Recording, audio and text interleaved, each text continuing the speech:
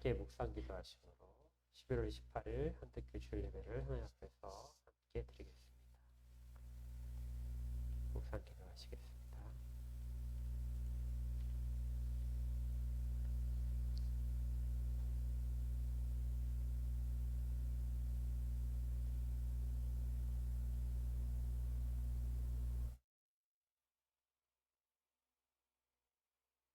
성부, 성자, 성령 삼위여 드립니다. 저희가 가진 모든 것들이 주 앞에 숨김없이 드러나며 진실된 예배를 드릴 수 있도록 질신된 감사와 감격들이 넘치도록 예배 가운데 임재하여 주시고 예배를 주관하여 주시옵소서. 예수 그리스도 이름으로 기도합니다. 아멘. 찬송가 10장 찬양하겠습니다.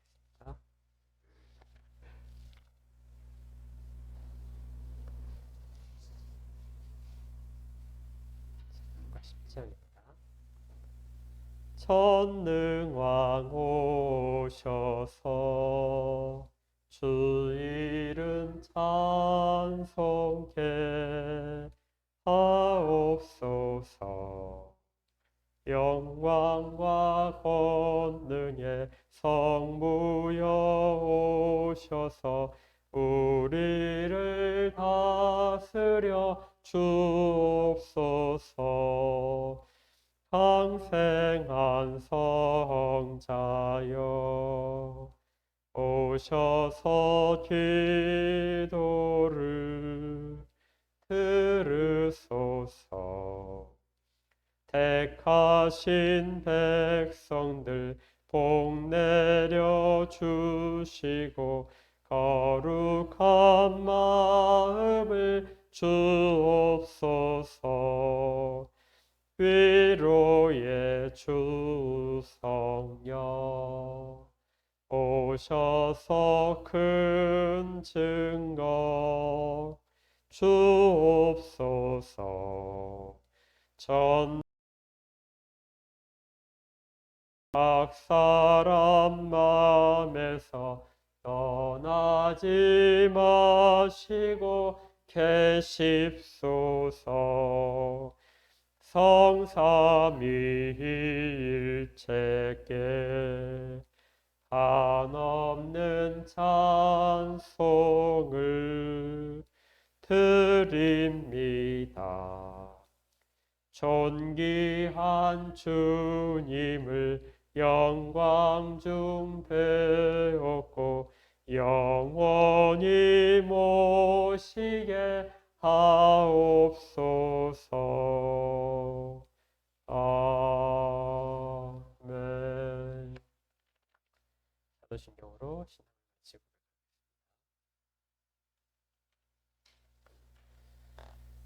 사도신경입니다. 시작.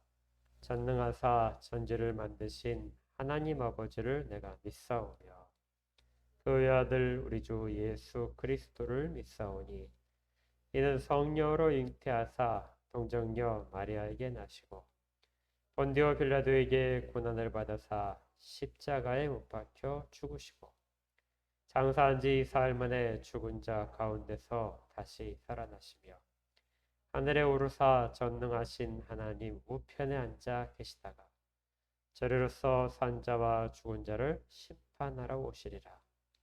성령을 믿사오며 거룩한 공예와 성도가 서로 교통하는 것과 죄를 사하여 주시는 것과 몸이 다시 사는 것과 영원히 사는 것을 믿사옵나이다. 찬송가 28장입니다.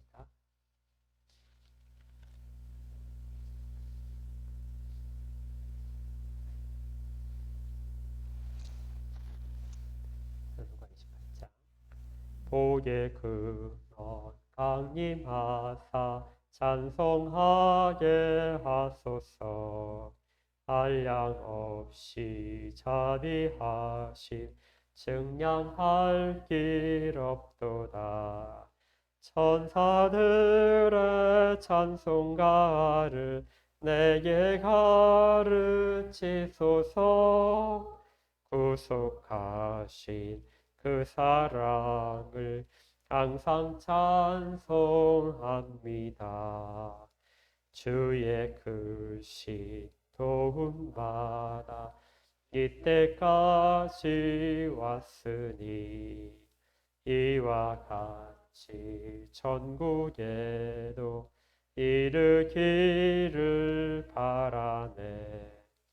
하나님의 품을 떠나 죄에 빠진 우리를 예수 구원하시려고 보혈 흘려 주셨네.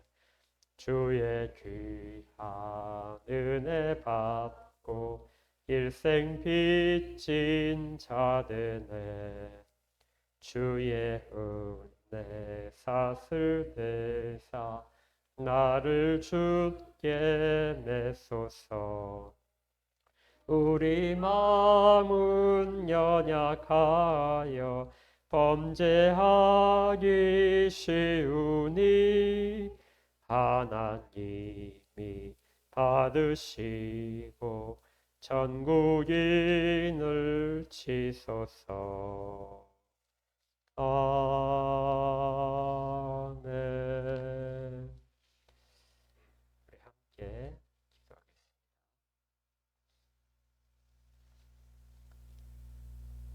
하나님, 아버지의 크신 사랑을 찬양합니다. 저희들이 감히 상상할 수도 없고 예측할 수도 없는 그 크신 능력으로 또 감당하지 못할 만한 은혜들을 부으셔서 저희들을 지금까지 이렇게 붙들고 계심에 대해 진심으로 감사를 드립니다. 또한 저희들이 알지 못하는 영적인 세계에 대해서도 주께서 친히 저희 가운데 찾아오셔서 나타내 주시고 가르치심으로 말미암아 또 감동하심으로 말미암아 저희들이 그 세계를 알 수 있게 된 것도 감사를 드립니다. 이 땅의 삶 가운데에서 주께 선택받은 자들로서 그 은혜를 체험하며 계속해서 살 수 있도록 붙들어 주시옵소서. 그래서 아직은 당도하지 않았지만 가장 모든 위로와 평안들이 이루어진 그때를 사모하며 이 땅의 힘겨운 날들 잘 견뎌나갈 수 있도록 인도하여 주시고 또 그 길 가운데에서 동행하시고 붙드시고 힘 주시기를 간구합니다. 약속하신 바대로 저희들을 그렇게 끝까지 인도하여 주시옵소서. 그 기간 동안에 이 땅의 삶 속에서도 주께서 때에 따라 공급하시는 은혜들을 체험하기를 원합니다. 이 땅의 삶 가운데 필요한 것들을 알 때, 그리고 그런 것들이 부족하여 힘들어하고 고통당할 때 우리의 모든 것들을 아신 주님께서 채워주실 것을 믿습니다.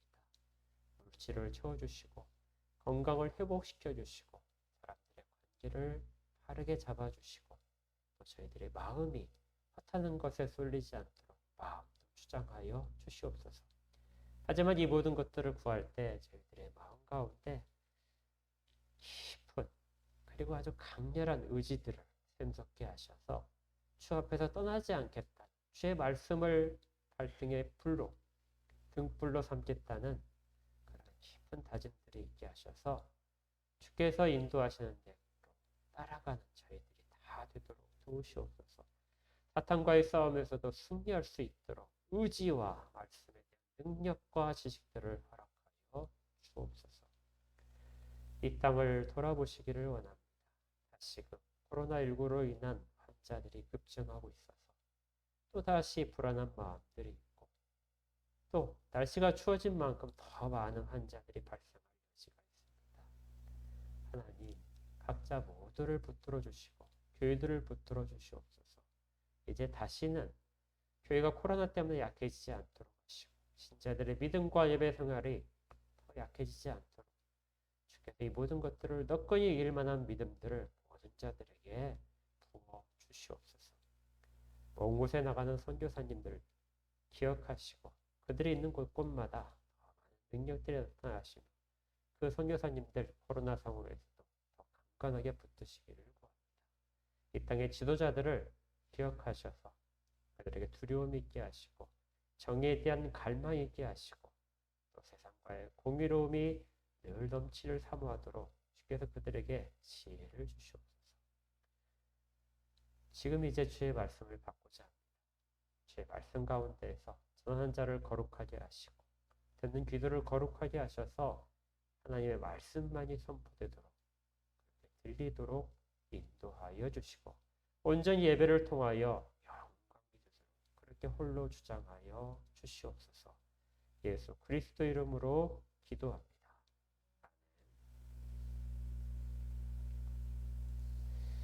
하나님 말씀을 받도록 하겠습니다. 하나님 말씀은 히브리서 2장 17절부터 3장 1절까지 말씀을 같이 읽겠습니다.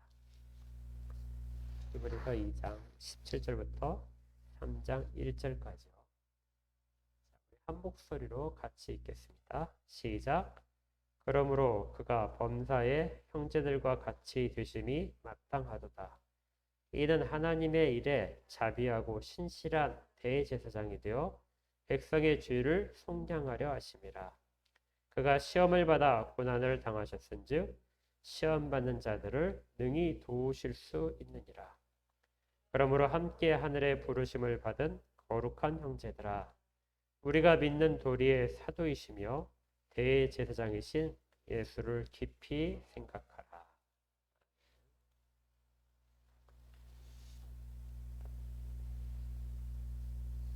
히브리서를 쭉 보는 중에 이제 아주 긴 주제가 이제 드디어 시작됩니다. 히브리서 아주 그 대표적인 중요한 주제가 대제사장이신 예수 그리스도입니다. 오늘 설교 제목도 대제사장 예수 이렇게 정했는데요. 1번 한 이유는 계속해서 대제사장으로서의 예수 그리스도를 설명하는 내용이 계속해서 이어질 것이기 때문에 그렇습니다. 오늘은 먼저 성육신에 대해서 다룰 것인데요. 이 히브리서는 성육신에 대해서 아주 깊게 다루는 성경입니다. 물론 복음서 자체가 예수 그리스도께서 성육신 하셔서 이 땅 가운데서 계시면서 보이셨던 모든 일들, 하신 말씀들을 기록하기 때문에 성육신에 대해서 가장 자세하다고 이야기할 수 있을 텐데요. 그 성육신의 의미에 대해서 설명을 한 성경책으로는 히브리서가 가장 탁월한 성경입니다. 그런데 이 히브리서에서는 이 성육신에 대해서 다른 성경과 다르게 좀 더 독특한 시각으로 이야기를 하는데 그 독특한 개념이 뭐냐면 대제사장 예수 그리스도를 통해서 합니다. 그러니까 성육신이라는 것이 아들이 육신을 입어서 이 땅 가운데 오셨는데 이 땅 가운데 오신 목적을 대제사장이 되기 위해서라 이렇게 결론지어서 이야기하는 거죠. 다른 어떤 부분에서도 다른 성경책에서는 이 부분에 대해서 이야기하지 않는데 히브리서만 이 이야기를 강조해서 말합니다. 그러니까 대제사장이라는 이미지는 우리가 복음서에서 살펴봤듯이 사도행전에서 봤듯이 상당히 부정적인 이미지를 가지고 있었습니다. 탐욕적이고 어떤 보수적인, 그래서 자기들의 권세만을 유지하려고 하는 이런 아주 그 악한 대명사로서 대제사장이 등장을 했는데 히브리서에서는 이 대제사장을 악한 의미가 아니라 본래적인 선한 의미로서 등장시키고 있는 것이죠. 그런데 이렇게 대제사장으로서 예수 그리스도를 설명하다 보니 이 히브리서는 유대인들을 대상으로 한다고 했죠. 유대인들에게는 예수님에 대한, 우리 주 예수 그리스도에 대한 이미지가 확실하게 선명하게 다가올 수 있었습니다. 그러니까 우리가 지금 대제사장 예수라고 말하는 것보다 히브리서를 받은 2000년 전의 사람들은 정말 강력하게 예수 그리스도에 대한 이미지를 받아들일 수 있었다는 거죠. 그래서 우리가 이 부분에서 찾아가려는 성경에서 말씀한 이 당시의 히브리인들이 그렇게 이 히브리서를 받을 때 그러한 감격과 이해들을 우리가 어느 정도 맛보아 알려고 하는 것입니다. 이 대제사장 예수의 이미지는 2장부터 시작해서 12장까지 계속해서 연결됩니다.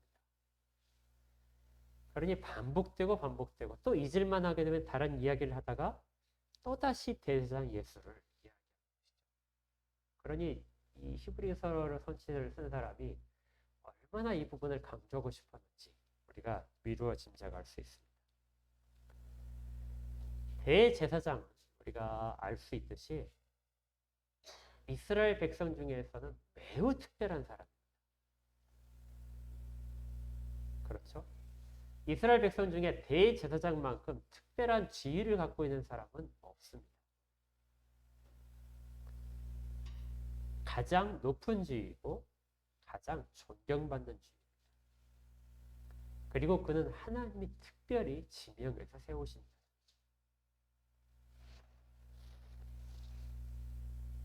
그 이스라엘의 왕이 이제 나중에 그 등장을 하겠지만 왕이 등장을 하더라도 대제사장의 권한만큼은 침범을 할 수가 없었습니다.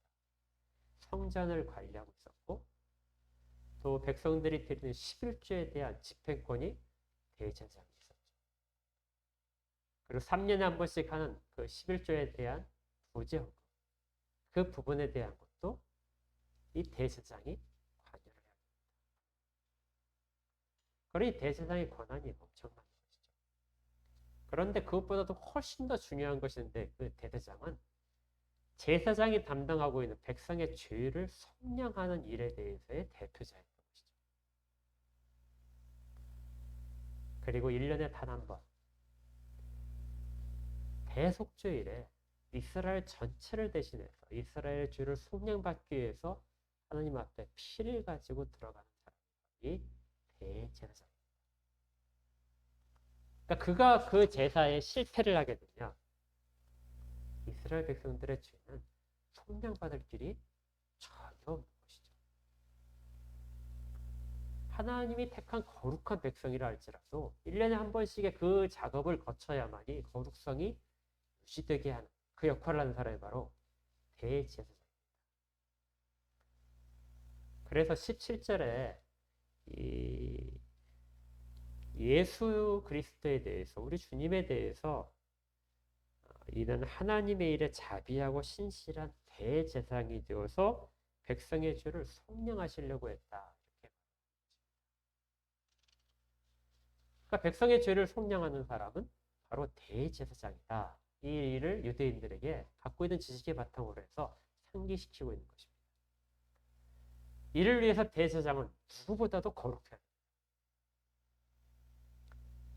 다른 일반 백성들이 거룩해야 되는 그런 부분에 훨씬 더 넘어서 또 일반적인 제사장들이 가지고 있는 거룩의 절차보다도 훨씬 더 복잡하게 대제사장은 정말 엄격하게 선발되고 엄격하게 거룩해지는 과정을 다 거쳐서 그 다음에 지성소에 들어갈 수 있게 되는 것이죠.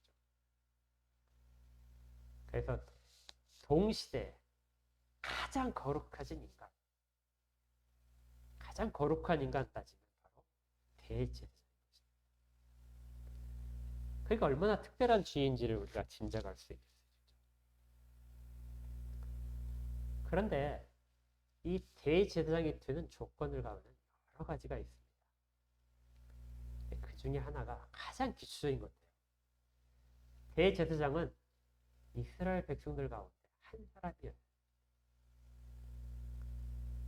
그러니까 다른 민족의 사람을 뽑아서 그에게 일시적으로 어떤 것을 맡길 수 있는 그런 종류의 직분이 아니라는 것이죠. 대제사장은 이스라엘 자손들 가운데 단 한 사람, 하나님이 지명하신 단 한 사람만이 그 일을 행할 수 있습니다. 사실 그 거룩하기로 따지면, 정결하기로 따지면은 천사가 사람보다 훨씬 정결합니다. 거룩하죠. 그래서 천사는 하나님 앞에서 찬양하면서 있을 정도. 하나님 앞에 당연히 설 수 있는 자가 바로 천사인데. 이런 질문을 할 수 있습니다. 거룩함으로 따지자면 천사가 그러면 대제사장의 직분을 감당을 했으면 되지 않을까?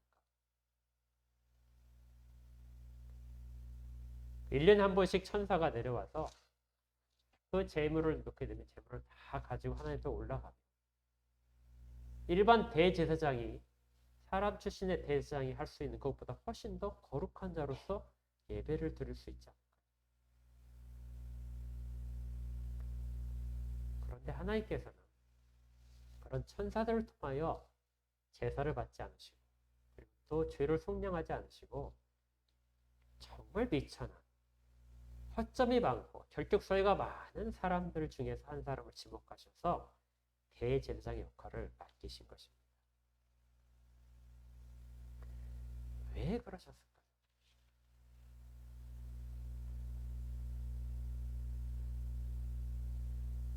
대제사장이 된 사람이 지성소에 피를 가지고 들어갈 때 그는 엄청나게 두려워했습니다.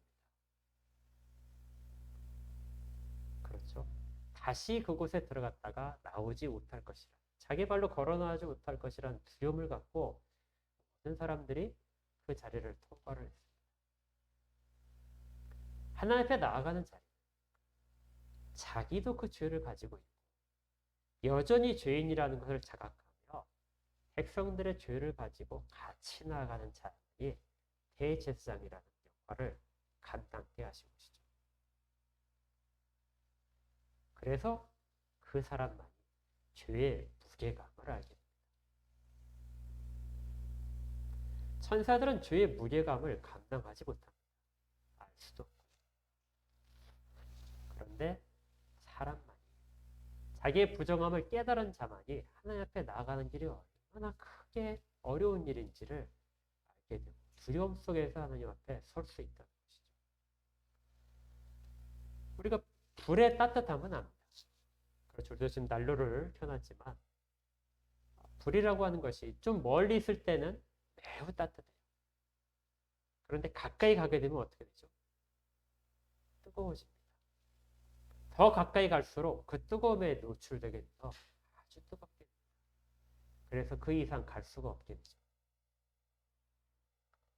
대제사장이 하나님의 거룩하심에 가까이 가기 위해서 그 가는 길 자체가 멀리서 보게 되면 가장 온화하고 자비롭고 또 은혜에 풍성하신 하나님이라는 것을 깨닫고 가지만 하나님 앞에 더 가까이 가면 갈수록 하나님의 그 거룩하심 앞에서 어쩔 줄 몰라 감당하지 못하는 것들을 경험하게 되는 것이죠.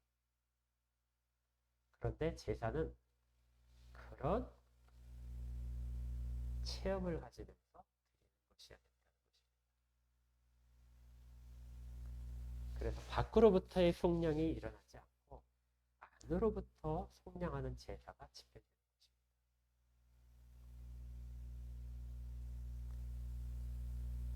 대제사장은 우리를 알고 있는 자예요.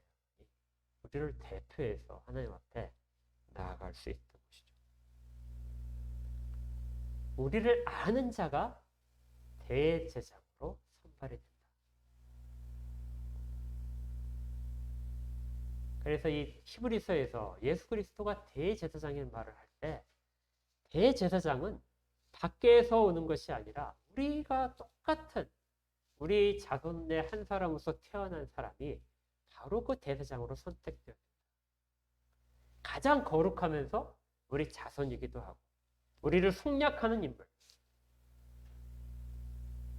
그렇다고 이 모든 조건을 만족시키는 분은 우리 주 예수 그리스도밖에 없는 것이죠.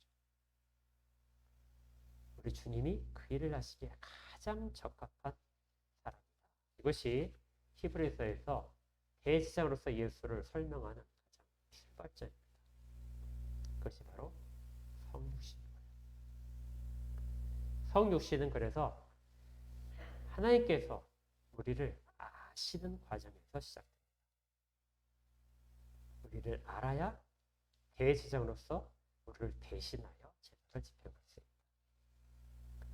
이제 오늘 가장 핵심적인 부분이 안다는 것에 대한 개념입니다. 이 히브리인들은, 유대인들은 이 안다는 것에 대해서 우리와 조금 이해가 달랐습니다. 여러분들이 많이 들어보셨을 텐데 히브리어에서 안다, 이 말에 해당하는 것이 야다라는 단어. 이 야다라는 단어 우리 지난주에도 한번 살펴본 단어와 발음이 똑같습니다. 지난주에 우리가 찬양한다, 고백한다, 감사한다는 단어도 야다였는데 철자가 좀 틀리죠. 그런데 동일하게 야다라는 단어는 안다라는 단어 속에 의미를 가지고 사용됩니다.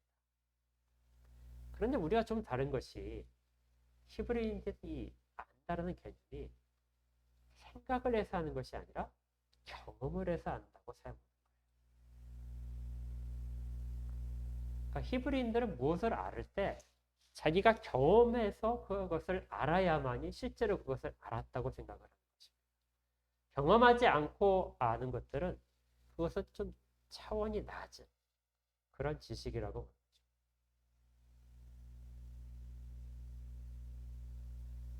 그래서 그들은 늘 하나님을 경험을 해야 했습니다. 그들에게는 늘 표적이 필요했어요.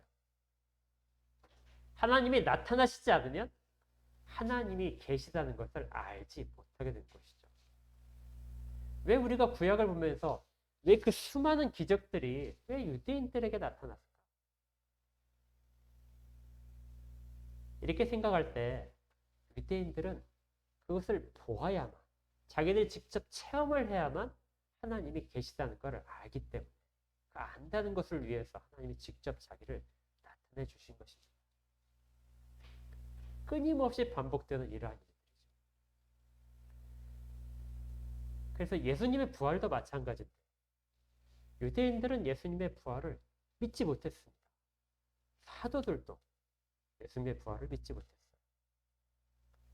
예수님이 말씀하신 거에 그 이전에 예수님께서 부활에 대해서 말씀하실 때 아무도 믿는 사람이 없었습니다. 그리고 하신 말씀의 뜻을 예수님이 부활하시고 나서야 비로소 깨닫게 됩니다. 알게 되는 것이죠. 부활하신 예수님을 만나고 나야만 자기들이 안다고 이야기할 수 있는 것이 그것이 바로 유대인들의 그 지식의 한계였던 것이죠. 요한복음을 한번 찾아보시죠. 요한복음 2장을 보시면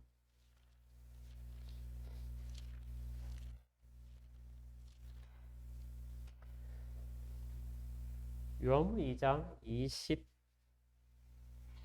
21절을 보십시오.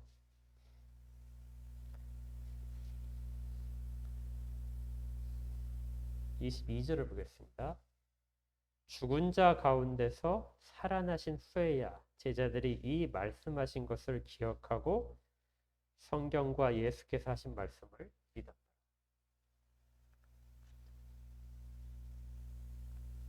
제자들은 부활을 목격하기 전까지 부활하신 예수님을 만져보고 말을 하고 같이 동행하기 전까지는 부활에 대해서 전혀 믿지 못한 것입니다. 그들이 믿음이 부족해서가 아니라 유대인들의 사고 체계 자체가 그랬던 것입니다.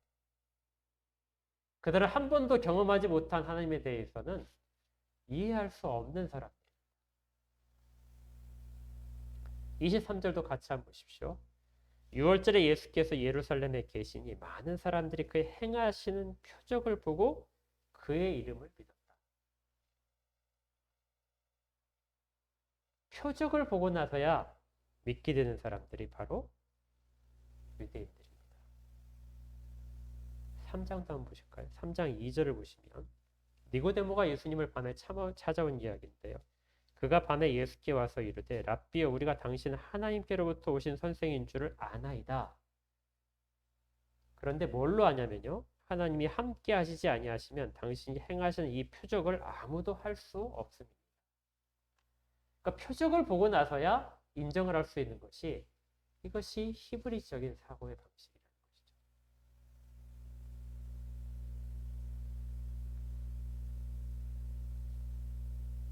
그래서 하나님은 이스라엘 백성들에게 늘 나타내 주셨습니다.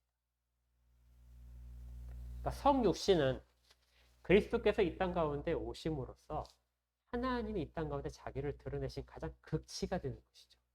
그래서 우리가 보통 신학적으로는 계시의 극치라고 말하는 정말 하나님이 계시다면 우리에게 나타내 주십시오. 이렇게 말하는 모든 사람들에게 나타내 주신 사건이 바로 이 성육신인 것입니다. 그것이 바로 유대인들에게 증거로서 제시된 하나님의 은혜였습니다.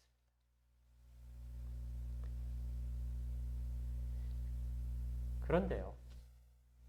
그런데 이 복음이 히브리 지역을 넘어서 유대인들을 넘어서 이제 헬라인에게 전해져야 돼요.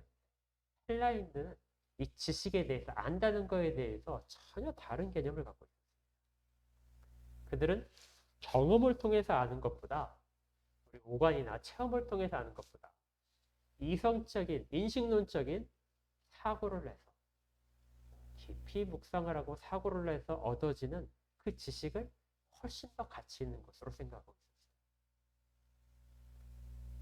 그래서 아무리 표적을 보여주더라도 그들에게는 차원이 낮은 지식입니다.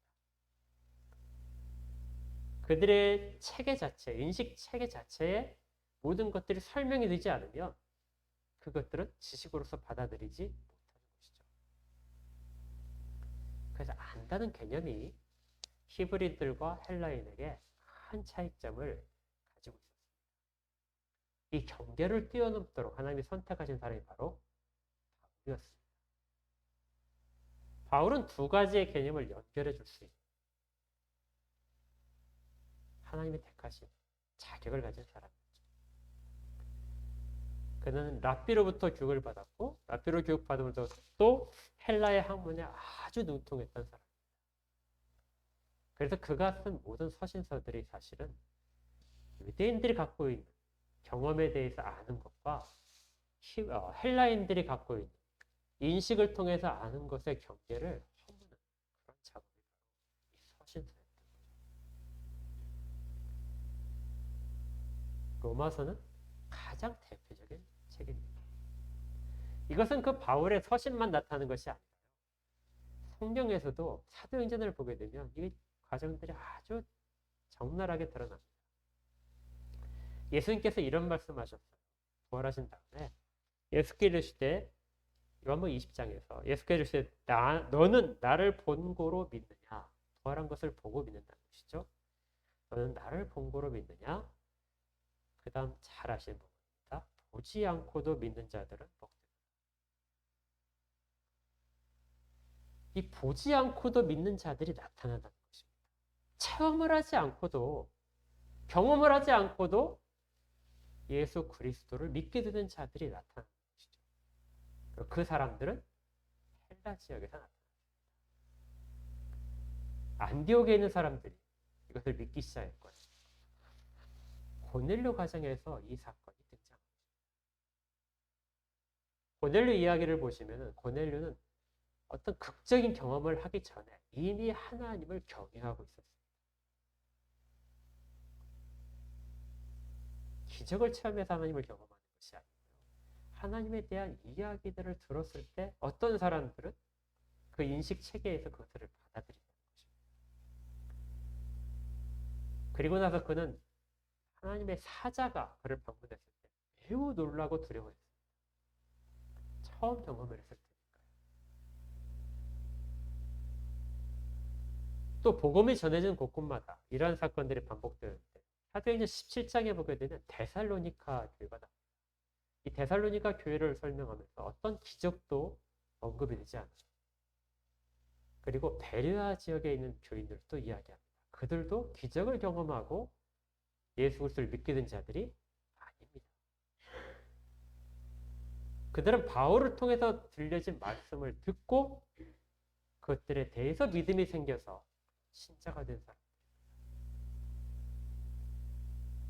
그러니까 사도행전에서 기적을 보고 믿는 사람이 있고 또 말씀을 듣고 그의 인식 속에서 그것을 순종해서 복음 가운데로 들어온 사람이 있고 이것들이 동시에 나타나고 있는 걸 사도행전이 말하는 것이죠. 예수 그리스도의 성육신은 이 부분에 대한 이 두 가지 세계에 대한 모든 답이기도 합니다. 유대인들에게는 직접 그들 가운데 계시는 하나님을 만져보고 이야기하고 함께 생활한 그러한 경험들이 되는 것이고 헬라인들에게는 그분을 통해서 들려주신 말씀들을 사도들이 전함으로써 그들 가운데 예수 그리스도를 믿는 일들이 발생합니다. 우리는 어떨까요? 우리는 두 가지를 다 경험하는 사람. 이 동양 사람들은 조금 더 히브리 사람들적인 감성이 있는 것 같아요. 그래서 우리도 경험을 굉장히 중요시합니다. 그렇죠. 사람들은 체험하지 않은 하나님은 잘 믿지 않으려고. 그래서 어떻게든지 하나님 좀 기적을 보여주십시오. 어떻게든지 하나님 내게도 좀 말씀해 주십시오. 나에게도 나타내 주십시오. 꿈이라도 보여주십시오. 이렇게 하는 성향들이 나타나는 사람들은 유대인적인 히브리적인 사고 체계를 갖고 있는 그런 사람일 경우. 그렇지 않고 성경 말씀을 쭉 읽다가 하나님에 대해서 알게 되고 믿어지는 사람들은 헬라적인 그러한 인식 체계를 갖고 있는 사람들이 될 가능성이 많습니다. 물론 어느 하나를 단편적으로 가진 사람들이 거의 없을 텐데.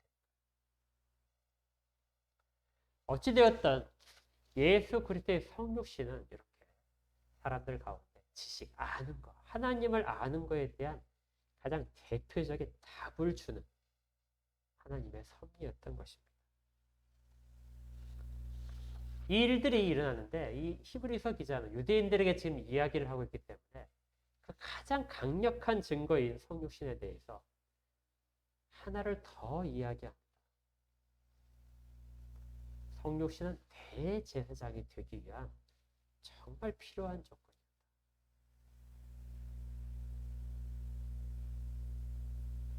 그렇게 함으로써 하나님은 너희들을 아신다는 거죠. 대제사장이 이스라엘의 모든 고통과 죄에 대한 무거움을 지고 가기 때문에 그걸 실제로 체득하는 사람이야만이 그 제사를 하나님이 받으시는데, 동일하게 성육신을 하심으로써 그 모든 일들을, 너희들이 가진 모든 문제점들을 다 아신다는 것이 됩니다.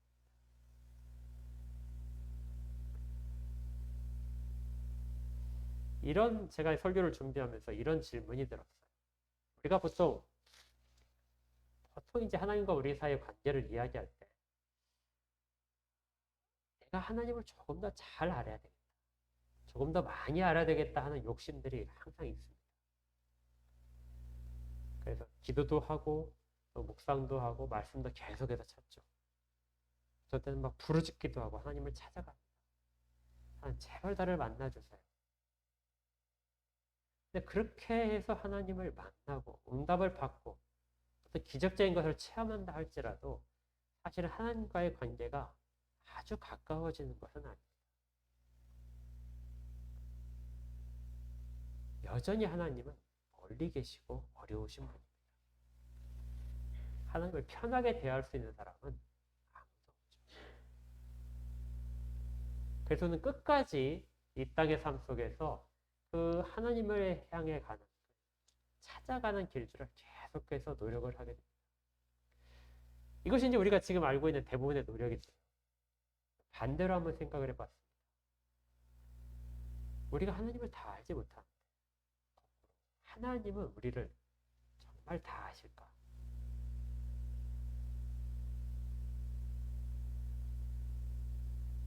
여러분들이 생각하실 때 하나님은 나에 대해서 다 알고 계실까요? 예, 다 아실 것 같죠? 근데 저는 설교를 준비하면서 정말 불경스럽지만 이런 질문 하나를 딱 던졌어요. 하나님은 나에 대해서 다 알지 못하실 수도 있다.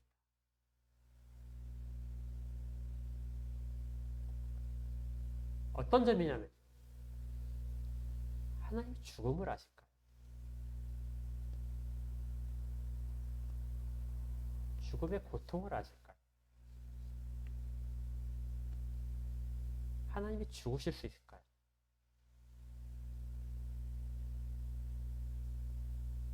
제가 이런 질문을 던지면서, 스스로에게 던지면서 옛날 사람들도 그랬을 것 같다는 생각을 했습니다. 그래서 시편을 쭉 살펴봤어요. 시편은 수많은 어려운 가운데 있는 사람들이 지은 시들이 기록되어 있습니다. 그들이 하나님 앞에 정말 탄식하는 소리들이 가득 차 있는데, 그들이 그 탄식하면서 어떤 마음을 가지고 탄식했는지를 살펴봤다. 그들이 탄식하면서 한 그 모든 내용들은 하나님이 나를 언젠가 알아주시겠지. 하나님이 나의 이 모든 것들에 내가 지금 받고 있는 불의한 대우들을 다 하나님이 회복시켜 주시겠지. 나를 핍박하는 자들의 악함을 하나님이 다 아시겠지. 그리고 나의 경건함을 아시겠지. 그래서 언젠가 회복시켜 줄 거야 하는 그러한 소망으로 가득 담겨 있어요. 근데 어디에도 하나님이 내 고통을 지금 다 아신다는 내용들은 사실은 없습니다.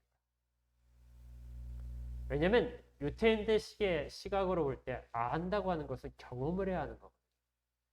하나님은 사람들의 아픔에 대해서 경험해 본 적이 없는 것이죠. 그러니까 어떤 유대인들도 하나님이 나의 모든 것들을 다 아신다고 자신 있게 말할 수가 없었던 것입니다. 물론 전능하시기 때문에 아시지 못한다 하는 말을 쓸 수는 없어요. 그렇지만 깊은 속에서는 어떻게 하나님이 다 경험하셨겠어요? 하나님이신데.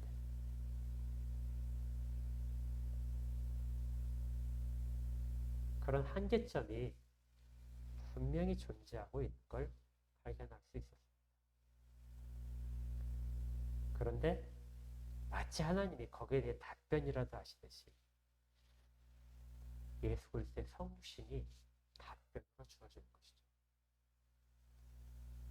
오셔서 이 땅 가운데 사람들이 겪는 모든 고통들을 직접 다 경험하시는 것입니다. 제가 그 질문을 던져놓고 나중에 쭉 묵상하다 보니까 하나님은 우리의 모든 그 죽음의 고통마저도 아신다는 결론을 내렸습니다. 예수 그리스도 이 땅에 보내시지 않아도 충분히 아시는 것이죠. 하나님은 전지하시기 때문에. 그런데 그럼에도 불구하고 사람들이 하나님은 이 부분은 모르실 거야 하는 그런 의문점에 대한 마치 답이라도 하시기 위해서 사람들 가운데 오셔서 모든 고통을 겪으시게 됩니다. 시험도 당하시고 고통도 당하시고 그리고 죽음의 두려움도 당하십니다.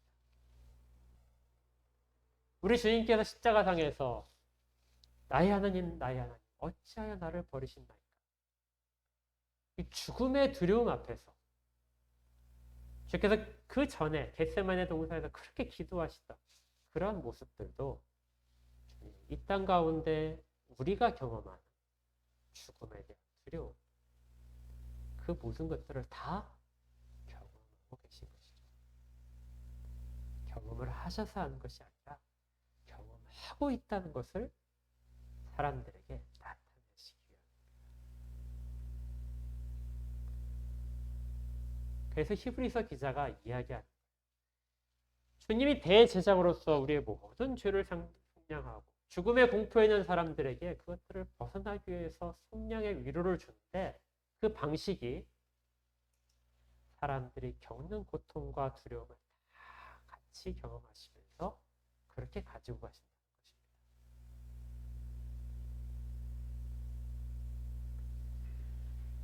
그래서 오늘 본문에서 우리가 읽었던 부분에 요거예요. 18절에 그가 시험을 받아 고난을 당하셨은즉 시험 받는 자들을 능히 도우실 수 있느니라.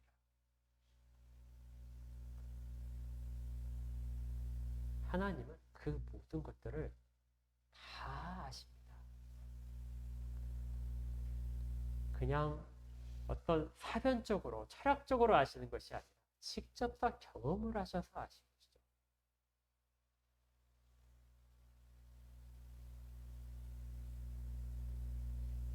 그래서 예수 그리스도의 대제사장으로서의 그 직분에 대해서 붙는 단어가 17절로 다시 가시면요.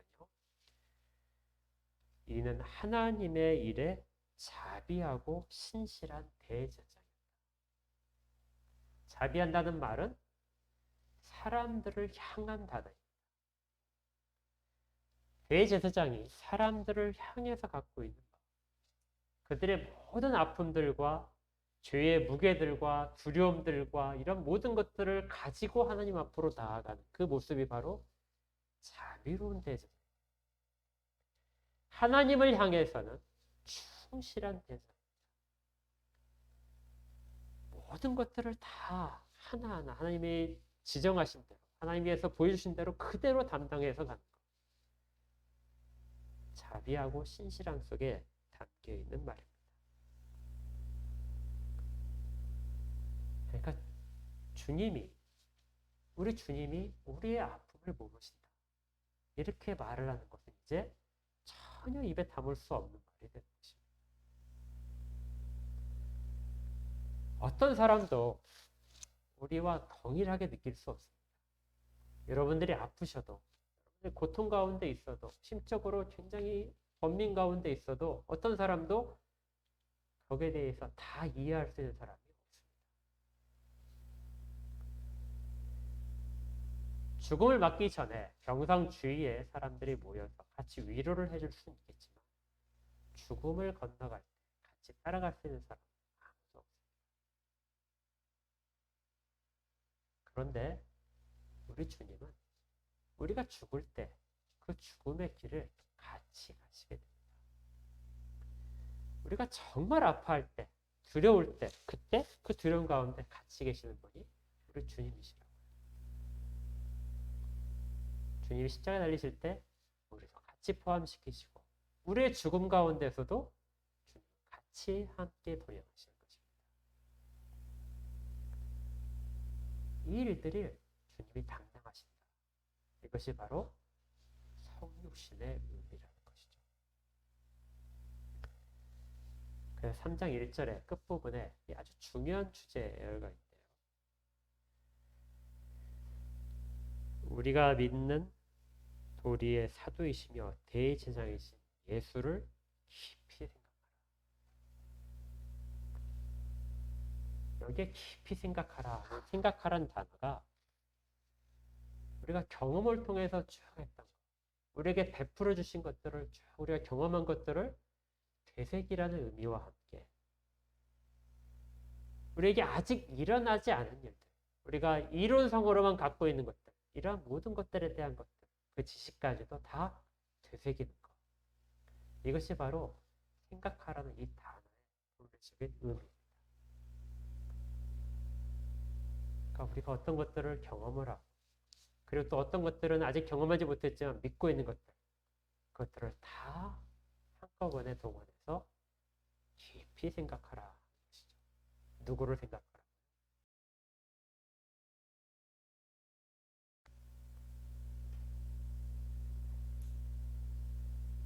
대제사장인 예수께서 지금도 우리 가운데 함께 계십니다. 너는 홀로 남겨져 있는 인간이 아니라 이 세상 가운데서 주께서 항상 계시는 분이시다. 이것이 바로 우리가 하는 가장 진실된 위로가 됩니다. 외부로부터 그냥 은혜를 주어서 모든 문제를 해결하는 식의 위로가 아니고 우리와 같이 계심으로써 우리를 붙들어 주시는 그 위로가 진정으로 하늘로부터 오는 위로입니다. 그리고 그 위로는 우리와 관계없이 우리를 떠나지 않을 것이고 우리가 주 앞에 다시 서는 날까지 계속 될 것입니다. 그래서 진실로 믿음 있는 사람들은 이 위로가 있다는 것을 늘 알고 있는 사람들. 경험을 통해서 아십시오. 그리고 말씀에 대한 깊은 묵상을 통해서 아십시오. 두 가지를 다 우리 성령님께서는 지금도 우리에게 베풀어 주십니다. 대제사장이신 예수 그리스도. 이 땅 가운데 성육신으로 모든 것들을 체험케 하시고 또 그 말씀을 직접 주신 주 예수 그리스도의 말씀이 우리와 함께 할 것입니다. 진정한 위로가 우리 한덕교회 모든 성도 여러분에게 있기를 주의 이름으로 축복합니다. 기도하겠습니다. 하나님, 감사합니다. 우리를 이 땅 가운데 홀로 버려두지 아니하시고 하나님은 저 멀리 있어서 우리의 고통과 아픔, 죽음에 대한 두려움을 모르시는 분이라.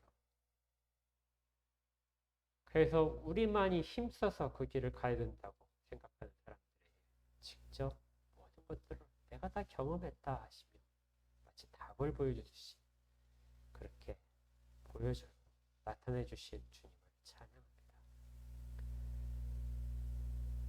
우리 가운데 진정한 위로를 주셨어. 우리가 동행하는 주와 동행하는 이 모든 세상의 순간 가운데 그리고 죽음을 통과하는 그 순간에도 함께 계심을 믿습니다. 우리가 늘 동행하여 주시고 그렇게 해서 보지 않고도 믿는 믿음, 그 소중한 믿음들을 날마다 더 굳세게 하여 주시옵소서. 예수 그리스도 이름으로 기도합니다. 헌상하도록 하겠습니다. 찬송가 303장입니다.